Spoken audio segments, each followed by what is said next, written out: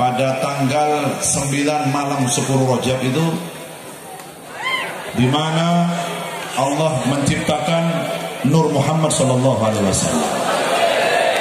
Jadi Kanjeng Nabi ketika menciptakan nurnya Rasulullah sallallahu alaihi wasallam itu pada malam 10 Rajab.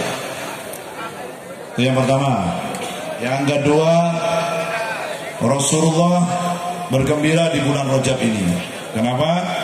Karena di bulan Rajab ini Rasulullah diperjumpakan dengan Allah Subhanahu wa taala, diundang oleh Allah dalam perjalanan Isra wal Mi'raj. Bulan Rajab ini, di mana bulan ini kita disunnahkan oleh Nabi Muhammad yang pertama untuk memperbanyak istighfar, memohon ampun kepada Allah Subhanahu wa taala, karena di bulan Rajab ini pintu ampunan Allah dibuka oleh Allah Subhanahu wa taala. Jadi kesempatan kangge panjenengan kalian kula sedaya, saya ngomong bahasa Jawa ngene iki. Nyong pan ngomong bahasa Tegal kanilan ngene. Amil. Ora bisa nyong. Hah? Sama ya? Iya. Kan ngomong bahasa Tegal amil. Ora tomangan ponggol sih. Aku maning ponggol setan, wong Tegal luar biasa. Setan dipanah. Luar biasa. Setan dimakan. Dasar enak ya. Yang penting aja kayak setan teman-teman. Sallallahu alaihi Muhammad. Jadi bulan Rajab ini bulan yang istimewa untuk Nabi Muhammad dan buat umat Rasulullah sallallahu alaihi wasallam. Yang pertama karena Allah menciptakan nur Rasulullah pada tanggal 10 Rajab. Yang kedua, Allah mengundang Nabi Muhammad atau Rasulullah diundang untuk bertemu dengan Allah Subhanahu wa taala juga di bulan Rajab pada tanggal 27 Rajab. Dan di bulan Rajab Allah juga menurunkan perintah wajibnya sholat 5 waktu. Bulan Rajab. Dan istimewanya perintah sholat dari Allah, kalau puasa, zakat, haji dan lain-lain, Allah memerintahkan itu lewat malaikat Jibril, baru ke Rasulullah. Tapi khusus perintah sholat, Allah mengundang Nabi Muhammad untuk naik ke Sidratul Muntaha, berjumpa dengan nurnya Allah Subhanahu wa taala, sujud di depan nurnya Allah Subhanahu wa taala, dan langsung menerima perintah wajib sholat 5 waktu langsung dari Allah Subhanahu wa taala tanpa melalui perantara malaikat Jibril sebagaimana perintah yang lain. Berarti sholat ini adalah amalan yang paling penting untuk umat Nabi Muhammad sallallahu alaihi wasallam. As-sholatu imaduddin. Kalau ingin dengan mempertahankan agama Islam ini dengan baik, mempertahankan aliran Ahlus Sunnah wal Jamaah dengan baik, mempertahankan agar keluarga kita tetap berhaluan Ahlus Sunnah wal Jamaah, perhatikan sholat kita. Jangan membuat enteng sholat kita. Niki nyuwun ngapunten, saya berbicara begini karena banyak di luar sana, saya harus selalu mengingatkan. Banyak orang sergap sholawatan, banyak orang hadir di majelis sholawat, tapi sholatnya dientengkan. Sholatnya tidak diperhatikan. Kadang berangkat dari rumah belum sholat isya, nyampe di lokasi, pulang dari majelis sholawat jam 1 malam, nggak langsung pulang ke rumah, masih berhenti di warung-warung atau berhenti di pos-pos kamling, ngobrol lagi. Pulang nyampe rumah, sholat subuh kurang setengah jam baru sholat isya. Kata apa tuh? Wonten itu model mono isya Hirmani ada yang begitu nggak? Gayanya kalau ditanyakan, kenapa sampean gitu? Saya mau tiru si Abdul Qadir Al-Jilani. Si Abdul Qadir Al-Jilani selama 40 tahun itu kalau wudhu sholat isya sampai sholat subuh nggak pernah wudhu lagi. Jadi sholat awal wudhunya yang diambil sholat isya nggak batal sampai sholat subuh. Saya ingin tiru si Abdul Qadir Jilani. Nek sampean tiru si Abdul Qadir Jilani bukan tambah alim tapi tambah ganteng. Si Abdul Qadir Jilani itu wudhunya persis adzan isya, atau sebelum adzan isya si Abdul Qadir sudah nggak batal wudhu. Sholat isyanya tepat, sholat berjamaah waktu sholat isya. Kalau sekarang berarti di Jawa Tengah jam 7:30. 7:30 si Abdul Qadir sholat, si Abdul Qadir Jilani itu wudhunya nggak batal sampai subuh. Apa yang dilakukan? Wiritan, munajat kepada Allah, atau mengarang kitab, atau membuat pujian kepada Nabi Muhammad. Sholat isyanya 7:30 nggak batal wudhu sampai sholat subuh. Sholat dari isya sampai subuh. Tapi sholat isyanya 7:30. Nah, Zahir Mania yang Saya sholat wudhu, sholat isya sampai subuh nggak batal. Iya sholat isya mau subuh kurang 15 menit. Jam 4 persis sholat isya. Allah Akbar, selesai. Assalamualaikum, assalamualaikum, duduk sebentar. As-salatu khairun minan naum. Allahu Akbar. Wudhu saya dari sholat isya tadi. Yaknah awakil. Perhatikan sholatnya. Dan yang kedua, amalan umat Nabi Muhammad yang pertama kali nanti diperhitungkan oleh Allah, yang pertama kali ditanyakan adalah sholatnya. Sholat dulu. Nanti di mahsyar yang pertama kali diurus oleh Allah sholatnya. Dikatakan kalau sholatmu benar, maka amalan lainnya insya Allah juga ikut benar. Tapi kalau sholatmu nggak benar, maka amalan yang lainnya juga ikut nggak benar. Sholatnya diperhatikan. Jangan sampai orang-orang di luar Nahdlatul Ulama, jangan sampai orang-orang yang anti maulutan begini, yang anti sholawatan, tambah punya dalil untuk ngantem sampean. Wah, nek sholawatan ngarep, nek sholat ora tau guna. Jangan marah kalau ada orang ngomong gitu. Kalau ada orang mengatakan sholawatan luar biasa, tapi sholatnya nggak diperhatikan, itu motivasi aja buat kita supaya kita memperbaiki sholat kita. Kalau perlu orang Nahdlatul Ulama, mau Zahir Mania, mau Syekh Mania, harus berada di soft terdepan. Tunjukkan bahwa saya pecinta Nabi Muhammad, saya pengagum Nabi Muhammad, saya perindu Nabi Muhammad, saya berharap syafaat Nabi Muhammad, maka saya tiru caranya Nabi Muhammad. Bagaimana caranya Nabi Muhammad? Diriwayatkan oleh Siti Aisyah radhiyallahu anha, istri Nabi Muhammad. Beliau pernah berkata, suamiku Nabi Muhammad kalau lagi duduk dengan diriku, lagi ngobrol sebagai selayaknya suami dan istri, beliau sangat mesra. Suami yang paling mesra adalah Nabi Muhammad. Suami yang paling mengerti istrinya adalah Nabi Muhammad. Tapi kata Siti Aisyah, lagi enak-enak duduk dengan diriku, begitu beliau mendengar suara Bilal adzan, dengan suara adzan, lagi enak-enak ngobrol sama istrinya, lagi mesra-mesraan sama istri yang ngobrol, dengar Bilal adzan, kata Siti Aisyah apa? Langsung badannya suamiku Rasulullah ini gemetar. Yang diingat saya Allah. Kalau beliau sudah mendengar adzan, seakan-akan nggak punya istri, nggak punya anak, nggak punya rumah, nggak punya apapun di dunia ini, yang diingat hanya Allah Subhanahu Wa Taala. Itulah Nabi kita Nabi Muhammad Sallallahu Alaihi Wasallam. Jadi ayo.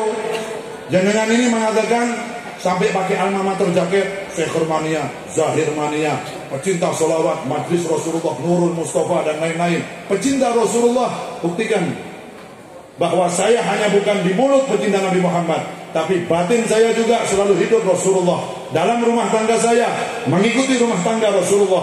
Dalam akhlak saya sehari-hari mengikuti akhlaknya Nabi Muhammad. Dalam hal perdagangan saya meniru caranya Nabi Muhammad kalau berdagang. Dalam hal bertetangga, bersosialisasi dengan sanak famili, saya meniru idola saya Rasulullah Sallallahu Alaihi Wasallam. Tunjukkan, terutama kaum Ansor, terutama kaum Nahdlatul Ulama, Nahdien kita semua. Ayo kita menjadi pelopor terdepan, berada di barisannya Nabi Muhammad Sallallahu Alaihi Wasallam. Kita yang berada di benteng terdepan di NKRI ini untuk selalu mempertahankan paham Ahlus Sunnah wal Jamaah. NU harus di depan.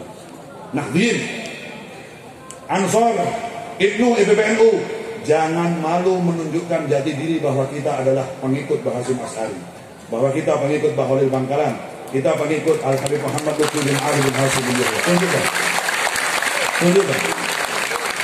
Indonesia yang mempertahankan menjadi negara kesatuan Republik Indonesia diantaranya adalah Nahdlatul Ulama, kaum santri, kaum sarungan, orang-orang yang pakai sarung, dengan anak yakeh.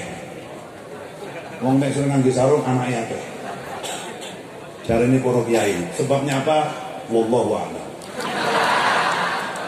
Enggak usah diteruskan. Karena Habibuddin pun juga bagiannya sarung tiap hari. Alhamdulillah anaknya baru 5.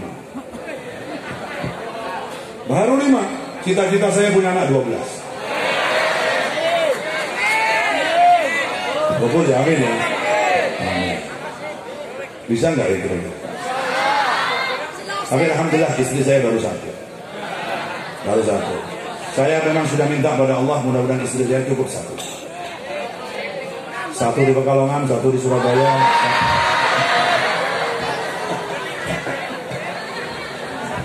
Tetap satu-satu. Saya kalau di Surabaya, Habib istri berapa? Satu. Di Pekalongan, Habib istri berapa? Satu. Satu Pekalongan, satu Surabaya. Tegal. Saya takut beristri orang Tegal. Setan aja dimakan kalau di saya.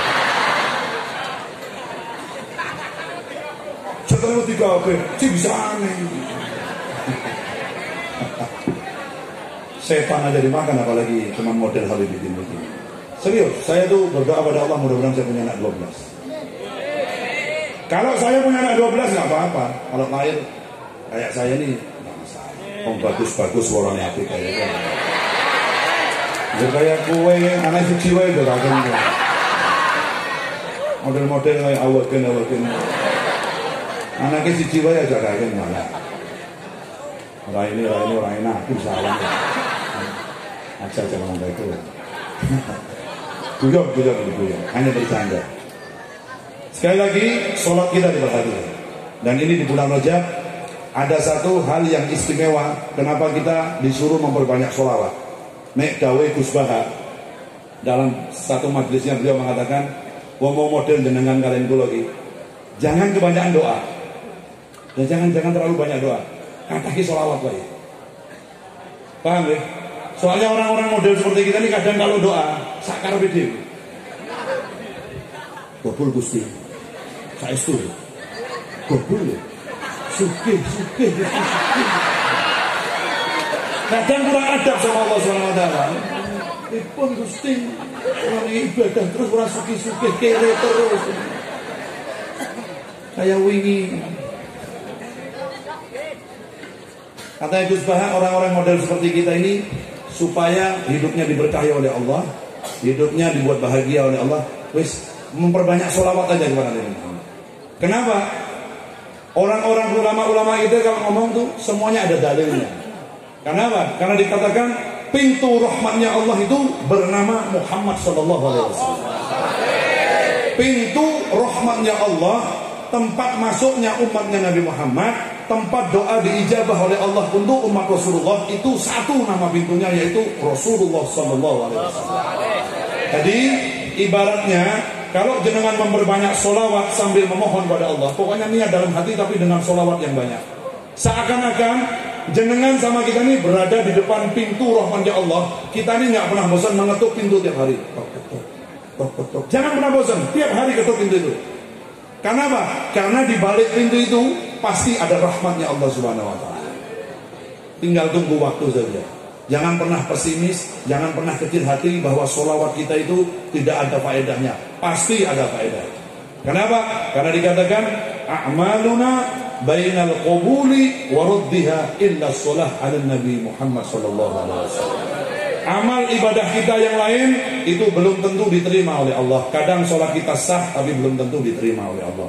Kadang puasa kita sah tapi belum tentu diterima oleh Allah. Kadang sedekah kita sah tapi belum tentu diterima oleh Allah. Tapi khusus sholawat nggak pernah ditolak oleh Allah. Dalam keadaan apapun, dalam keadaan dimanapun memperbanyak sholawat. Kecuali di tempat-tempat yang tidak diperbolehkan sholawat. Makanya selalu saya mengatakan orang mau beribadah itu butuh ilmu. Untuk ilmu, cari ilmu. Jangan di tempat-tempat jorok dengan malah Allahumma sholli ala Muhammad. Kadang kedengar gitu ngapunten sambil buang air sholawat di kamar mandi sambil nyetel YouTube Gosida Az-Zahir. Karo tongkrong nang WC. Adinuna. Nah, ini mati. Nggak boleh. Kalau di kamar mandi jangan pernah menyebut asma Allah dengan jahar, jangan pernah menyebut nama Nabi Muhammad dengan terang-terangan. Tidak boleh. Itu kurang adab namanya. Karena ada tempat-tempat yang diperbolehkan dan ada tempat yang tidak layak atau tidak diperbolehkan untuk menyebut nama Nabi Muhammad SAW. Perbanyak sholawat, memperbanyak. Kenapa?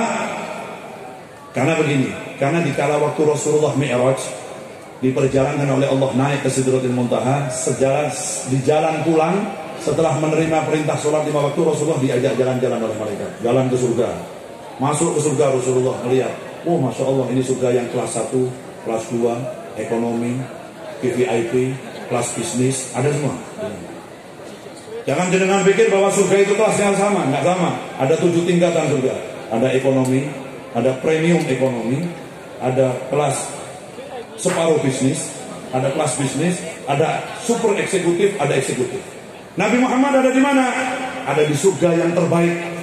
Ada di Jannatul Firdaus Rasulullah. Surga yang paling indah, yang paling cantik, yang paling cakep adalah Nabi Muhammad SAW. Itu surganya. Nabi Muhammad jalan-jalan di surga. Rasulullah bahagia. Dikatakan, dikasih kabar oleh Jibril. Kanjeng Nabi niki umat jenengan sing sudah kata surgane ta mriki. Niki sing kata selawati surgane ta mriki. Yang ibadahnya banyak. Masya Allah, senang aja Nabi. Selesai dari surga, dia jalan-jalan ke neraka. Melihat neraka.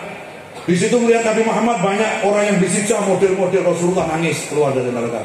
Tanya kepada Jibril, ya Jibril, apakah nanti ada dari sebagian umatku yang disiksa seperti ini oleh Allah? Jawaban Jibril, wallahu a'lam, Allah yang tahu. Allah wa Rasulullah. Allah dan Rasulnya yang tahu. Padahal Rasulullah sudah ngerti. Umatnya yang masuk neraka itu siapa? Rasulullah sudah tahu. Berapa jumlahnya, berapa yang perempuan, berapa yang laki-laki, Rasulullah sudah tahu. Terus ngerti kan Nabi, ini yang masuk neraka ini, yang surga, Rasulullah sudah tahu. Lalu mau pulang Rasulullah ke dunia, Rasulullah berjumpa dengan salah satu malaikat, yang malaikat ini dikatakan di dalam kitab bahwa bentuknya aneh. Kenapa aneh? Karena malaikat ini memiliki 100 tangan. Tangannya ada 100. Ini tangannya ini 100. Dan setiap tangan memiliki jari-jari 10. Berapa kalau 10 kali 100 berapa jumlahnya jarinya? 100.000. 100.000 jarinya malaikat itu. Ketika Rasulullah melihat malaikat itu lagi ngitung sesuatu. 100.000 jaringan goyang gerak semua. Kayak jenengan itu baki. Saya urung ewut. Ini 100.000 jarinya bergerak semua. Ngitung sambil dia menghitung sesuatu. Lalu Rasulullah bertanya, ini malaikat tugasnya apa? Kata Jibril, monggo kanjeng Nabi, jenengan tanya langsung. Ditanya oleh Rasulullah, wahai malaikat Allah, kowe itu tugasnya apa? Maka malaikat tadi menjawab, saya ditugaskan oleh Allah, diciptakan oleh Allah untuk menghitung setiap tetes air hujan yang turun ke dunia. Sejak pertama kali Allah menurunkan air hujan ke dunia sampai nanti yang terakhir air hujan diturunkan ke dunia, saya bisa menghitungnya. Setiap tetes air hujan, bukan berapa kali hujan, tetesan air hujan yang turun itu malaikat bisa ngitung. Kata Rasulullah, hebat ini, luar biasa, aji, dahsyat, hebat luar biasa. Tapi begitu malaikat ini dipuji sama Nabi, malah dia tertunduk. Malaikat itu, Rasulullah, saya bukan hanya bisa menghitung, tapi jumlah detailnya saya punya. Berapa tetes air hujan yang turun di tengah laut, berapa tetes air hujan yang turun di pemukiman warga, yang turun di kuburan, yang turun di tengah hutan, yang turun di tempat yang tidak ada manusianya, saya bisa punya jumlahnya. Tidak terlewat satu tetes pun saya bisa menghitung. Tapi kanjeng Nabi, ketahuilah Rasulullah, tidak semuanya bisa saya hitung. Ada satu hal yang tidak bisa saya hitung, kata malaikat itu. Kanjeng Nabi tanya, lah apa maneh wong tetes air hujan itu tidak ada makhluk Allah yang lain bisa ngitung. Coba sampean orang Adiwarna atau orang Selawi, kalau hujan dengan ngitung berapa tetes? Pakai HP. Kecil loro 3 4 5 6 7 8 9 10 ya. Nah, ini bisa. Malaikat ini bisa ngitung, tapi mengatakan pada Nabi ada satu hal yang tidak bisa saya hitung. Kata Rasulullah, apa yang tidak bisa kamu hitung? Begini ya Rasulullah, apabila umatmu duduk dalam satu tempat yang sama, mereka duduk dengan tujuan cinta kepada dirimu, lalu mereka memuji dirimu, bersolawat kepada dirimu, dan mengucapkan salam kepada dirimu, maka malam hari itu, di tempat itu, saya tidak bisa menghitung berapa jumlah pahala yang diturunkan oleh Allah ke tempat itu. Shallu ala Nabi Muhammad. Ini malam hari ini, di tempat ini, mau ikhlas, mau tidak ikhlas, semuanya mendapat hujan rahmat dari Allah Subhanahu wa taala, mendapat hujan pahala dari Allah Subhanahu wa taala. Yang tadinya ibadahnya bolong-bolong, berkat pahala sholawat, berkat rahmat yang kita baca, berkat pahala yang kita diberikan oleh Allah terhadap kita, sholatnya jadi baik, puasanya jadi baik, sodakohnya jadi baik, akhlaknya jadi baik, batiniahnya jadi baik. Yang tadinya sering suudzon jadi gampang husnudzon. Yang tadinya berburuk sangka jadi selalu berbaik sangka kepada umatnya Nabi Muhammad. Ini semua nggak ada yang sia-sia. Makanya dari awal saya tadi bilang pada jenengan, ayo hadir ke tempat ini, jangan hanya nonton, sholawat, tapi ikut membaca sholawat. Karena sholawat kita nggak mungkin sia-sia.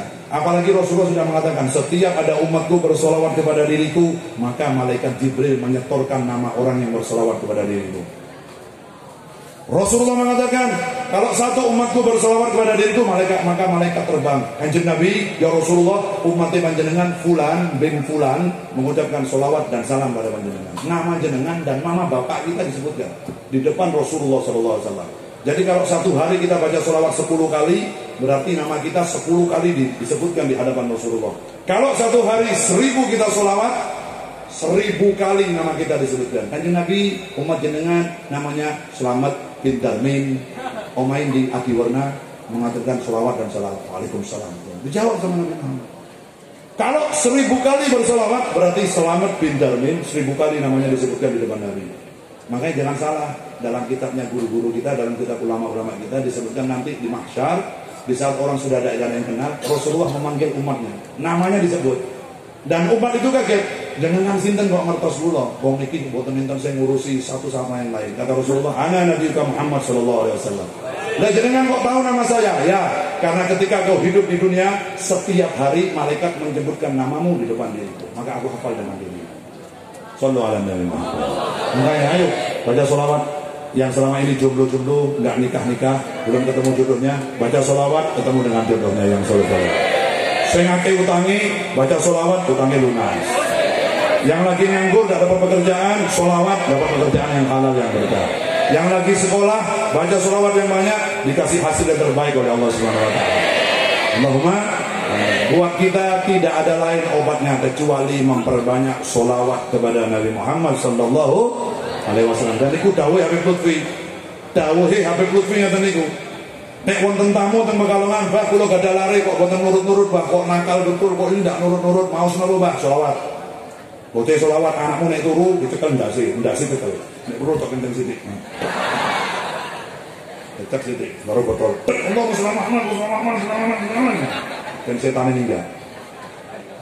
Ada lagi orang datang apa Mbah kula niki gadah beliau Pak. Saya bangun rumah baru. Masya Allah, alhamdulillah Mbah kula pengin pindah rumah, Mbah. Mau napa Mbah? Sholawat. Mbah saya sholawat. Program ngomong, Mbah sholawat. Kandhane kok sholawat. Pokoknya sholawat. Ayo semuanya baca sholawat yang semangat dengan apa? Dengan dasar mencintai Rasulullah SAW. Sambil membayangkan Nabi Muhammad. Jenengan kalau ingin khusyuk, bayangkan ketampanan Rasulullah. Bayangkan wanginya tubuhnya Rasulullah. Bayangkan indahnya wajahnya Rasulullah. Dan gitu. Supaya jenengan nggak gini-gini lah Rasulullah. Saya dari tadi ngeliat jenengan itu tidak khusyuk gara-gara tepuk tangan. Saya ingin jenengan kalau hadir di majelis sholawat itu bukan cuma hadir, tapi juga hudur. Apa bedanya hadir dengan hudur? Kalau hadir hanya jasmaninya aja, rohanianya enggak. Jenengan ada di sini tapi pikirannya ke sana.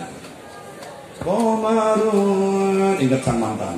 Komarun, sang mantan sudah nikah besok. Komarun, dengan yang rajudan. Komarun, tak usah kata pening besok. Itu orang kalau cuma hadir enggak hudur. Tapi kalau orang hadir pas hudur, dia memejamkan mata, menyebut Komarun, membayangkan. Sahabat dulu mengatakan bagaimana indahnya wajahnya Rasulullah. Kamu lihat aja bulan purnama. Bulan purnama itu jauh kalah lebih indah masih wajahnya Rasulullah SAW. Kenapa dia diibaratkan bulan purnama? Karena di Arab dulu tidak ada lampu kan, belum ada lampu listrik seperti ini. Jadi tempat penerangannya orang Arab kalau jalan di padang pasir supaya nggak nyasar itu adalah bulan purnama.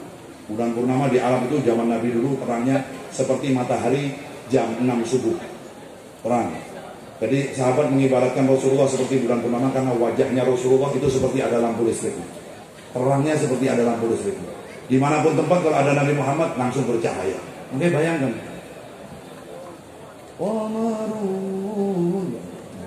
Lama-lama menetes air mata. Kenapa? Air mata kerinduan kepada Rasulullah SAW. Naik nanti.